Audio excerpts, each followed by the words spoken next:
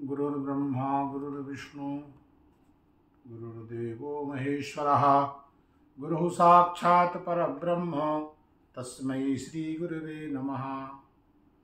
धर्मानुरागी सज्जनों देवियों,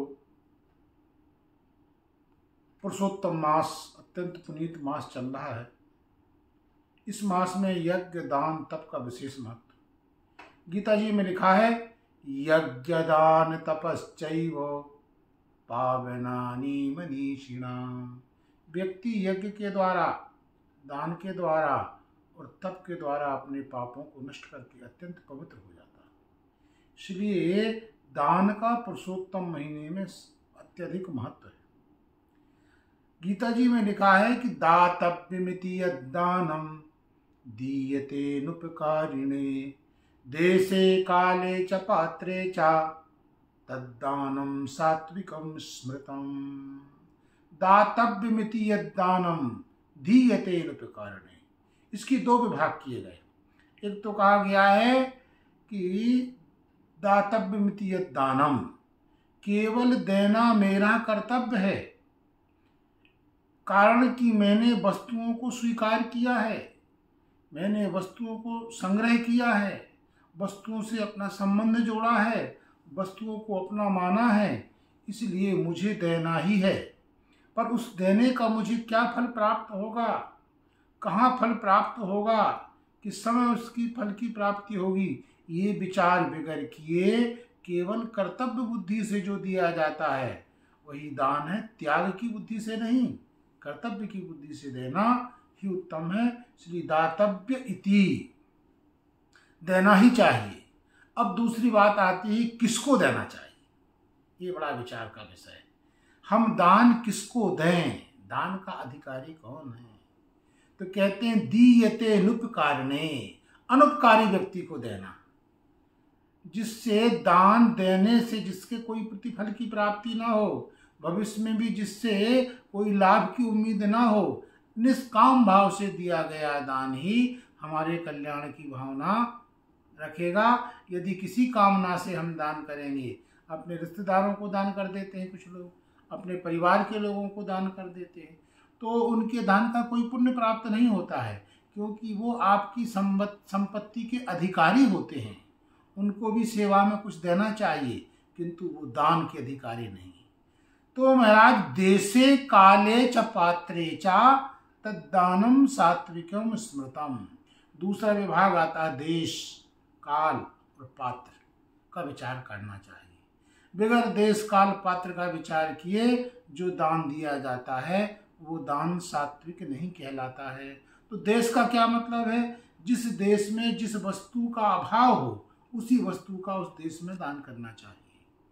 काल का मतलब जिस समय जो वस्तु नहीं प्राप्त हो रही है, दुर्लभ है, तो जिस समय जिस वस्तु की आवश्यकता है उस समय उसी वस्तु का दान करना चाहिए। और जिस व्यक्ति को जिस वस्तु की जरूरत है, आवश्यकता है, उसी व्यक्ति को उसी वस्तु का दान करना चाहिए। इसका मतलब देश का, काल का और वस्तु का उसमें बड़ा विचार किया गया। उसी विचार के अनुसार व्यक्ति को दान करना चाहिए। देश का मतलब यह है कि गंगा में दान कीजिए तो उसका बड़ा पुण्य होगा, यमुना में दान कीजिए उसका बड़ा पुण्य होगा, गोदावरी, कुरुक्षेत्र, प्रयाग और काशी में दान का विशेष महत्व है। इसलिए कहा गया है कि जो हम सामान्य दान करते हैं उससे 10 गुना पुण्य देवालय में दान करने से प्राप्त होता है, और देवालय में जो दान करते हैं उससे 10 गुना पुण्य तीर्थ भूमि में दान करने का पुण्य प्राप्त होता है, और तीर्थ भूमि में जो दान करते हैं उससे 10 गुना अधिक पुण्य हमको नदी के तट में बने हुए आश्रम में दान करने का प्राप्त होता है, और नदी के तट पर जो दान करने का पुण्य प्राप्त होता है उससे 10 गुना पुण्य उत्कृष्ट तीर्थ में दान देने का पुण्य प्राप्त होता है। इसलिए हमारे यहाँ 7 प्रकार की गंगा मानी गई। गंगा चैवना चैवो गोदावरी सरस्वती नर्मदा सिंधु कावेरी जलेस्मिन् सन्निधिं कुरु। ये 7 गंगा मानी गई जो पूरे देश में व्याप्त है। मध्य गंगा नर्मदा जी को माना गया है। तो कहते हैं सप्त गंगा में दिया हुआ दान उत्कृष्ट तीर्थ से भी श्रेष्ठ दान माना जाता है।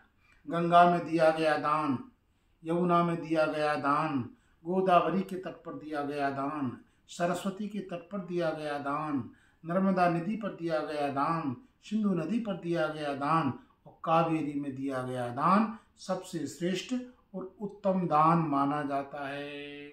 और इससे भी अधिक पुण्य यदि आप दान से प्राप्त करना चाहते हैं तो समुद्र के तट पर यदि आप दान करेंगे तो उसका अत्यंत विशेष महत्व प्राप्त होता है। तो दान के काल के विषय में भी बड़ा महत्व है, किस समय कौन सा दान करें। देखो इस समय अत्यंत उत्तम दान का अवसर है। क्यों है कि पुरुषोत्तम मास चल रहा है। पुरुषोत्तम मास साक्षात भगवान का ही स्वरूप माना जाता है, इसलिए इस समय किया गया दान श्रेष्ठ दान माना जाएगा। हमारे यहाँ तो ये माना गया है कि देखो त्रेता युग में जो हम दान करते हैं उसमें हमको पूरा पुण्य प्राप्त होता है। द्वापर सतयुग में दान करते हैं तो पूरा पुण्य प्राप्त होता है। त्रेता में 3 गुना, द्वापर में आधा और कलयुग में चौथाई। त्रेता युगे त्रिपादंचा द्वापरेरर्धम सदा स्मृतम कलौ पादम तु विज्ञेयम तत्पादोनम तदोर्धके। तो त्रेता में 3 गुना, द्वापर में आधा, कलयुग में 1/4 25%, और जब आधा कलयुग व्यतीत हो जाएगा तो दान का आप समझ लीजिए चतुर्थांश भी पुण्य प्राप्त होगा। तो 25% के 4 हिस्से करेंगे तो 17% पुण्य ही प्राप्त होगा। तो ये काल का प्रभाव है। दान के काल का विशेष महत्व है। सूर्य की संक्रांति के दान को हम लोग सर्वश्रेष्ठ दान मानते हैं। ये उत्तमोत्तम दान माना गया है। विश्वे तद 10 गुणम अयने तद 10 स्मृतम तद 10 मृग संक्रांतौ तच्च चंद्र ग्रहणे 10। सामान्य समय में जो पुण्य किया जाता है उससे 10 गुना पुण्य विषुव काल में प्राप्त होता है। विषुव काल आप समझ लीजिए, जब कहते हैं दिन और रात बराबर हो जाते हैं तो उसको विषुव काल माना जाता है। ये विषुव काल वर्ष में 2 बार प्राप्त होता है। एक चैत्र की नवमी को प्राप्त होता है और दूसरा आश्विन की नवमी को प्राप्त होता है। चैत्र की नवमी में दिन रात बराबर होते हैं, आश्विन की नवमी में दिन रात बराबर होते हैं। चैत्र की नवमी लगभग 21 मार्च और आश्विन नवमी अर्थात 22 सितंबर। ये 22 सितंबर और 21 मार्च को विषुव काल माना जाता है। इसमें जो हम दान पुण्य करते हैं ये सामान्य दान से 10 गुना हमको दान की फल की प्राप्ति होती है। और उससे 10 गुना पुण्य अयने, अयन का मतलब है भुवन भास्कर सूर्य नारायण महाराज जब दक्षिणायन में जानने लगते हैं, कर की संक्रांति होती है तो विषुव के पुण्य से 10 गुना कर की संक्रांति से हमको पुण्य प्राप्त होता है। और कर की संक्रांति का जो पुण्य प्राप्त होता है तद 10 मृग संक्रांतौ, मकर की संक्रांति में 10 गुना पुण्य प्राप्त होता है। और कहते हैं मकर की संक्रांति से भी अधिक पुण्य चंद्र ग्रहण के काल में प्राप्त होता है, 10 गुना अधिक पुण्य।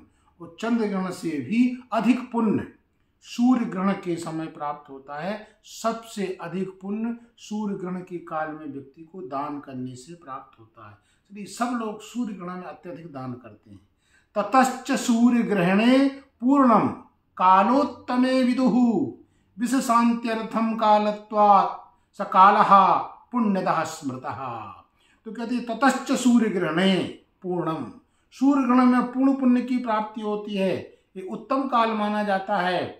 और उस काल का जो विष होता है विषांश, उस विष अंश को नष्ट करने के लिए, पुण्य बढ़ाने के लिए सूर्य ग्रहण के समय किया गया दान अत्यंत पुण्य फल प्रद होता है। तो सूर्य ग्रहण में दान करने से जितना पुण्य प्राप्त होता है उतना ही जन्म रक्षे चा व्रतांते चा सूर्य रागोपमं विदुः।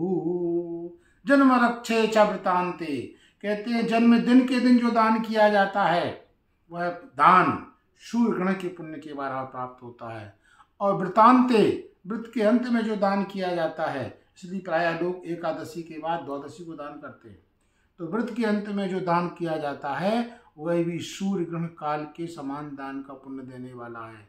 और इनसे भी कहीं अनंत गुना पुण्य जब पुरुषोत्तम मास की प्राप्ति हो जाती है उस समय दान किया जाता है। तो ये सर्वश्रेष्ठ दान माना जाता है पुरुषोत्तम मास का। इसलिए पुरुषोत्तम मास को हमेशा दान करना चाहिए। और पात्र कौन होना चाहिए, पात्र के विषय में भी चर्चा की गई है। कहा पात्र वो होता है जो दाता को पतन से उसकी रक्षा करे। जिस व्यक्ति को दान देने से दाता की रक्षा हो जाए, नरक में जाने से बच जाए, पतन से वो बच जाए, वो पात्र कहलाता है। पतनात्रायति पात्रम शास्त्रे प्रयुज्यते दातुश्च पातकात्राणात् पात्रम इत्यभिधीयते। तो वो पात्र कहलाता है जो दाता को पतन से रक्षा कर ले। पतनात्रायति पात्रम, ऐसा शास्त्रों का मत है। तो इसके लिए कहते हैं दान देने के लिए सर्वश्रेष्ठ ब्राह्मण उत्तम माना गया।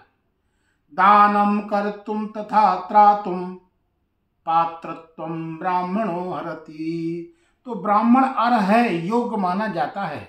और कहते हैं भोजन के लिए तो सभी पात्र होते हैं, सभी व्यक्ति को जिसको भूख लगी है वो भोजन दिया जा सकता है, पर अन्य वस्तुओं के दान के लिए ब्राह्मण को श्रेष्ठ माना गया है। भूखा भी पात्र होता है। कहते हैं ब्राह्मण जो जाति मात्र ब्राह्मण है, यदि हम उसको दान करते हैं तो उसका पुण्य होता है कि 10 वर्ष तक भूलोक में वह उस पुण्य के फल को प्राप्त करता है। और यदि कदाचित श्रोत्रिय ब्रह्मनिष्ठ ब्राह्मण प्राप्त हो जाए तो 10 देववर्ष तक, अर्थात देववर्ष जो होते हैं, 1 वर्ष हमारा होता है, देवताओं का 1 दिन होता है, तो 10 देववर्ष तक वह स्वर्ग में राज्य करता है। और जो गायत्री का जप करने वाला ब्राह्मण होता है, यदि उसको आप दान करते हैं तो सत्यलोक की प्राप्ति होती है। और जो शिव भक्त होते हैं, शिव भक्त को दान करने से कैलाश की प्राप्ति होती है। क्या दान करना, इसके संबंध में कहा गया है कि सर्वश्रेष्ठ दान भूदान होता है। और भूदान से प्रतिष्ठा की वृद्धि होती है। तिल दान से मृत्यु अपमृत्यु का दोष निकलता है। और त्रीणि दानानि प्रधानानि वदन्ति वै कन्यादानम भूदानम विद्यादानम तथैव च। ये 3 दान बड़े श्रेष्ठ माने गए हैं। कहते कन्यादान, भूदान और विद्यादान। यदि इन दानों को हम करते हैं तो इन दानों की विशेषता ये है कि ये जो दान होता है जी सवे हमेशा शाश्वत अक्षय रहता है। और महाराज ये अक्षय रहते हुए भी इसके ब्याज से हमारे सुख सुविधा की हमको प्राप्ति होती रहती है। इसलिए श्रेष्ठ दान माने जाते हैं। तो कहते हैं तस्मात् दान पराभव, इसलिए दान के लिए आप लोग उन्मुख हो जाइए। पुरुषोत्तम का बहुत कम काल प्राप्त है। आपको दान करे कल्याण, एन केन विधि दीने दान करहि कल्याण। किसी भी विधि से यदि दान दिया जाए तो व्यक्ति का निश्चित ही दान कल्याण कर देता है।